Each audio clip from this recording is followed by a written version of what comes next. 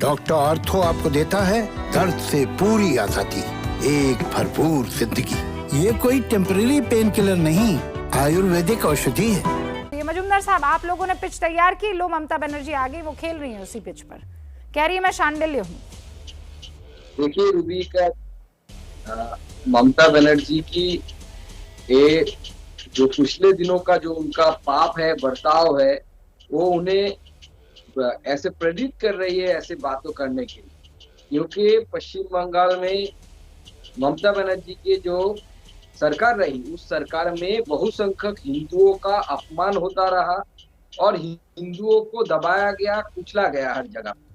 और ममता बनर्जी तो अभी सिर्फ अपना गोत्र बता रही है, और जो गोत्रों कुछ दिन पहले आंदोलन बोल रही थी, आज बोल रही कि माँ माटी मानुष उनका गोत्र है, बाद में बोला कि उनका व्यक्तिगत गोत्र जो है वो शांडिल्य है। अभी सिर्फ पहला फेज का चुनाव हुआ है, अभी 2-4 फेज का चुनाव होने दीजिए। ममता बनर्जी आज बहुत कुछ करेगी, इसके साथ चंडी पाठ कर रही है, वो भी गलत। सरस्वती पूजा के मंत्र बोल रही है, पुष्पांजलि मंत्र जो हमें सुकान मजुमदार जी, अब बच क्या जाता है? रीजू दत्ता, मेरी आवाज आप तक पहुंच रही है? बच सिर्फ दियाकर जी, मैं सिर्फ खत्म कर रहा हूँ एक सेंटेंस के साथ। अब सिर्फ 8वां फेज होने दीजिए। ममता बनर्जी आपके उत्तर प्रदेश पे जाएंगी, कुंभ में भी जाएंगी। अच्छा, सुना आपने रीजू दत्ता? रीजू दत्ता, मेरी आवाज पहुंची?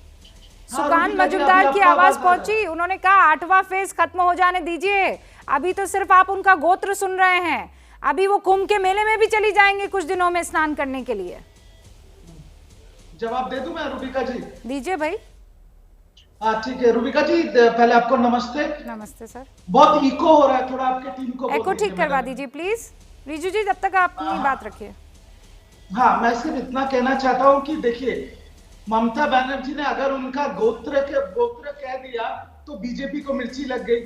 जब माननीय प्रधानमंत्री कहते हैं कि ये लोग लुंगी पहन के हैं, तो हमको पता है ये लोग किस धर्म के हैं।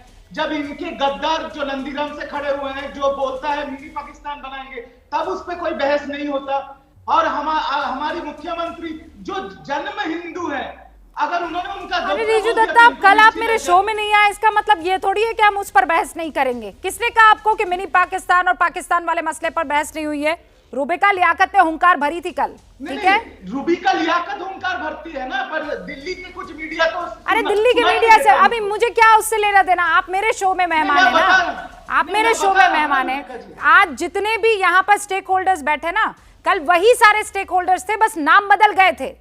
वही पार्टी, वही AIMIM मौजूद थी, वही अवनिजेश अवस्थी साहब के तरफ से हमारे साथ दूसरे पत्रकार और दूसरे विश्लेषक मौजूद थे, वही बीजेपी की तरफ से थे, वही अभिज्ञान प्रकाश भी थे, और वही मुद्दा था जिस पर आप आरोप लगा रहे हैं। Now come back to the point sir, you tell me one thing. Riju Dutta, मुझे ये बताइए, मुझे क्या लेना देना दीदी के गोत्र से? वो शांडिल्य है कि नहीं है, मैं क्या करूं? उनको चंडी पाठ आता है कि नहीं आता है, मुझे क्या मतलब? देखिए, मैं आपको एक चीज बता रहा हूं, बीजेपी जब से बंगाल में कैंपेन करना शुरू किया है, इनका ना मुद्दा है ना कोई चेहरा है, इनका सिर्फ एक ही चीज है, धर्म के नाम पे लोगों को बांटो। ये तो राम भरोसे पार्टी है। अब ममता बनर्जी ने क्या किया? धार्मिक क्यों हो रही है? बोल लेने दीजिए, कम से कम बोल लेने दीजिए। ठीक है, ओके फाइन, हाँ बोलिए। ममता बनर्जी ने क्या किया? उन्होंने हर एक रैली पे गए, उन्होंने दुर्गा पाठ किया, चंडी पाठ किया, और उस एक ही सांस में उन्होंने कलमा भी पढ़ा, और उन्होंने ये बता दिया कि ईश्वर और अल्लाह एक है। अभी इनका जो भी इनके प्रधानमंत्री, गृह मंत्री और जो भी चुंटू मुंटू अभी आके बैठे हैं बंगाल में, इनके पास और कोई मुद्दा बचा ही नहीं है, इसलिए उनका गोत्र इतना बड़ा इश्यू बन गया। हम लोग पेट्रोल, डीजल, विकास, नौकरी, किसी पे बात नहीं करते, ममता बनर्जी के गोत्र को लेके बैठ गए। क्या फर्क पड़ता अगर एक हिंदू औरत ने अपना गोत्र बता दिया तो? हो, हिंदू औरत ने अपना गोत्र बता दिया, अवनिजेश अवस्थी जी, तो क्या फर्क पड़ गया भाई? रूबिका जी, मैं रीजू दत्ता से कहना चाहता हूं कि रीजू दत्ता, रीजू जी, ये जो बता रही अपना शांडिल्य गोत्र, ये वही है ममता बनर्जी जो कह रही थी कि मैं दूध देने वाली गाय की लात भी सहूंगी? ये वही रूबिका, ये वही ममता बनर्जी है? ये रूबिका जी, ये वही ममता बनर्जी हैं जो कहती, जय श्री राम के नारे पे लगाने पर कहती थी कि तुम्हारी चमड़ी उधेड़ लूंगी। जय श्री राम का नारा लगाने पर अपने आप को अपमानित महसूस करती थी। ये जब आप आप लोग ये जय श्री राम अरे कहते हैं, सुनिए ना, आप तो उस सुनिए, जय श्री राम से अरे हमें सुन आपत्ति तो है। लीजिए ना। हम अब जय सिया राम कहते हैं। रिजू मिर्च, देखो ऐसा है, मिर्ची आपको लग रही है, बीजेपी को नहीं, मिर्ची आपको लग रही है। बात यह है कि अगर मुझे मालूम नहीं है कि ममता बनर्जी जन्म से क्या है, मुझे इस बात से मतलब है कि वहां पर बंगाल में हिंदुओं को अपनी धार्मिक स्वतंत्रता का हक है कि नहीं है। मुझे इस बात से मतलब है कि सरस्वती पूजन मैं कर सकता हूं कि नहीं। मुझे इस बात से मतलब है कि वहां पर रूबिका रिजू दत्ता रुकिए ना, एक बार बात पूरी हो जाने दीजिए, ओपनिंग रिमार्क्स, और फिर आपको डिबेट करना है, आप डिबेट कर लीजिएगा, ठीक है? एक बार बात पूरी हो जाए। हाँ, आपने जय शवस। रूबिका जी, मुझे इस बात से मतलब है कि बंगाल में क्या सरस्वती पूजन पर रोक लगेगी कि नहीं लगेगी। मुझे इस बात से मतलब है कि राम धनु को क्या रंग धनु किया गया कि नहीं किया गया। मुझे इस बात से मतलब है, कि बंगाल में पिछले 10 साल क्या हुआ। मुझे इस बात से मतलब है कि ममता बनर्जी 10 साल पहले जिस समय आई थी हिंसा के खिलाफ, क्या हिंसा बढ़ी है कि नहीं बढ़ी। मुझे इस बात से मतलब है कि बंगाल में लगातार जिस तरीके से 84 साल की मां को एक इसलिए मार दिया गया क्योंकि उसका बेटा बीजेपी का कार्यकर्ता था, और कोई संवेदना तक नहीं है। मुझे इस बात से मतलब है, मुझे इस बात से मतलब है कि बंगाल में तुष्टीकरण, हिंसा और टोलामनी ये सब खत्म होगी कि नहीं होगी। एक सेकंड, मेरे 2 और मेहमान बचते ना, एक बार उनसे रिएक्शन ले लो और उसके बाद रिजू दत्ता, फिर मैं आपको पूरा मौका दूंगी, फिर उसके बाद ब्रेक आ जाएगा और ये इनजस्टिस होगा ना। अल्ताफ हैदर भी इंतजार कर रहे हैं, विज्ञान प्रकाश भी इंतजार कर रहे हैं। अल्ताफ हैदर साहब, फिर आपका क्या कर रहे हैं? आपका तो ना गोत्र है ना आप जनेऊधारी हैं, जैसा AIMIM के अध्यक्ष बोल रहे हैं, फिर आपका क्या होगा?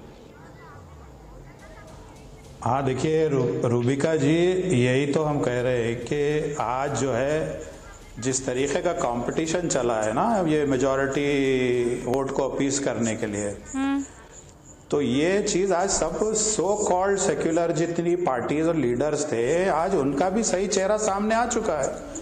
अब ये सब बीजेपी विकास जो बीजेपी बात करती थी 2014 के पहले, गैस पे, पेट्रोल पे, महंगाई पे, ये सारी चीजें अब बैकसीट हो गई। अब सिर्फ कंपटीशन चल रहा है कि सबसे बड़ा हिंदू कौन। तो ये सवाल जो है आज हमको एज एन इंडियन सोचना पड़ेगा कि भाई ये कहाँ जा रहे हैं, डेवलपमेंट की बात क्यों नहीं हो रही। अल्ताफ हैदर साहब, और बहुत ईमानदारी से अब मैं आपको एक काउंटर क्वेश्चन पूछती हूँ, ये डेवलपमेंट की बात तब क्यों नहीं सोच रहे थे जब खूब इफ्तार पार्टियां होती थी, जब नाराए तकबीर अल्लाह अकबर कहने में किसी को कोई ऐतराज, जब AIMIM पार्टी का नाम रखा जाता है, जब शाहबानो केस होता है, जब ट्रिपल तलाक के लिए लाखों लोग सड़कों पर उतर आते हैं कि मेरे मजहब में आप लोगों का दखल नहीं। अरे मैं कह रही हूँ, तब क्यों नहीं डेवलपमेंट की बात होती है? और आपको नहीं लगता है कि आज ये सब इसलिए हो रहा है क्योंकि बेइंतहा माइनॉरिटीज को एकदम कलेजे से चिपका कर इन लोगों ने रखा था, और इसीलिए आज बहुसंख्यकों को मनाने की कोशिश हो रही है। अल्ताफ साहब जी नहीं, ये काल्पनिक बात है, ऐसा कभी भी नहीं था। माइनॉरिटी वोट बैंक कभी था ही नहीं। हाँ? आई टोटली रिजेक्टेड, इसीलिए कि 70 साल से जो नाइंसाफी हुई है, जितने निचले तबके के लोग हैं, मतलब एजुकेशनली सोशली जो पिछड़ा तबका है, माइनॉरिटीज है, इनकी नाइंसाफी हर कोई करा, ऐसा नहीं है हमको सिर्फ माइनॉरिटी करके हमारा वोट लिया गया, लेकिन कभी भी हमारे मैं इस बात से बिल्कुल अग्री नहीं करती हूँ। एजुकेशन के लिए आप में से कितने लोग लड़ लिए हैं? एजुकेशन के लिए तो मुसलमानों की कोई लड़ाई नहीं है, वो तो लड़े हैं खास तौर पर इस्लाम के लिए, वो तो लड़े हैं महिलाओं को कितना आप पीछे रख सकते हैं पर्दे में, उसके लिए। ट्रिपल तलाक के लिए नहीं आए थे दुनिया भर के लोग, और नहीं कहा था, और मैं इस मसले पर बात नहीं करना चाहती हूँ। आज हम डिविएट कर रहे हैं अल्ताफ भाई, मैं इत्मीनान से आपके साथ, मैं कह रही हूँ बिरयानी पर चर्चा करूंगी आपके साथ। I will invite you, biryani पर बढ़िया से इस पर चर्चा करेंगे, लेकिन आज ये मुद्दा नहीं है। आज मुद्दा ये नहीं है, मुद्दा आज इस बात को लेकर है कि ममता बनर्जी को अपना गोत्र क्यों बताना पड़ गया। Best of biryani. Wonderful sir, I accept your invitation.